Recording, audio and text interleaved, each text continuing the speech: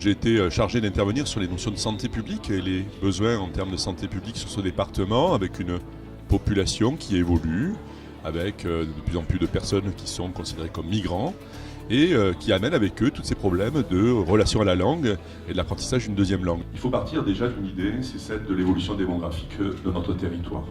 Et on voit, depuis de nombreuses années, ce département augmente en termes de population. Si elle augmente, cette population, c'est en grande partie au fait qu'il y a une migration. Ça veut dire que cette population-là, elle nous apporte aussi des problématiques de santé différentes de celles de la population autochtone. Il faut former, en tout cas c'est nous qui l'avons compris comme ça, qu'il fallait former les professionnels de santé. Et à mon niveau, moi, bien entendu, il s'agissait de former les professionnels infirmiers à venir. Je voudrais aussi revenir sur quelques enseignements et formations déjà disponibles dans le département. Alors, je vais parler de ceux que j'assure moi-même. Les soins en situation migratoire et transculturelle, c'est le programme sur lequel nous travaillons déjà cette année pour la 5e année avec Gilles Brest à l'IFSI auprès des étudiants infirmiers. L'intervention orthophonique dans les troubles développementaux des enfants bilingues, donc c'est la formation dont sont titulaires Anne-Laure Lunati et Christelle Chabert, dont une session a eu lieu à Manosque. Une vingtaine d'orthophonistes de PACA étaient présentes, dont je crois 9 de notre département. Un autre module, celui en direction des sages-femmes, qui est lui aussi validé par la DPC, qui est en attente pour le département, intitulé Grossesse et maternité en situation d'expatriation. Voilà, et d'autres modules. Le dernier que j'ai cité, c'est celui à destination des enseignants.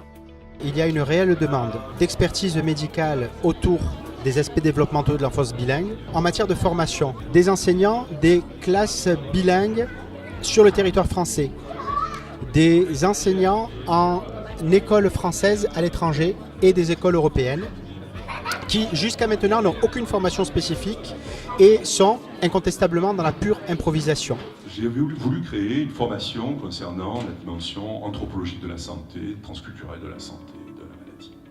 Et donc nous avions créé un module optionnel, donc comme son nom l'indique, uniquement les étudiants qui étaient intéressés faisaient ce module-là, qui avait un certain succès. On travaillait avec des anthropologues, on a travaillé aussi avec des médecins qui s'intéressaient au domaine, plus particulièrement sur la psychiatrie, mais aussi sur l'aspect somatique de la maladie. Mais ça a resté un module optionnel. Depuis 4 ans, et grâce à notre collaboration avec Franck Scola, on a réaffirmé cet enseignement et on l'a rendu obligatoire. C'est-à-dire que c'est inscrit dans le cursus des étudiants et c'est non plus optionnel.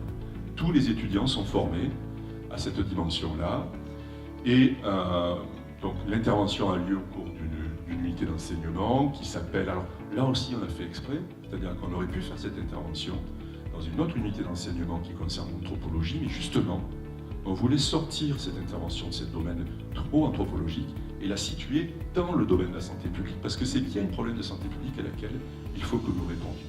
Cette intervention est validée par la fac de médecine d'Aix-Marseille Université, car la fac de médecine valide tous les enseignements et agrée tous les intervenants, donc l'intervention de M. Scola est agréée par Aix-Marseille Université.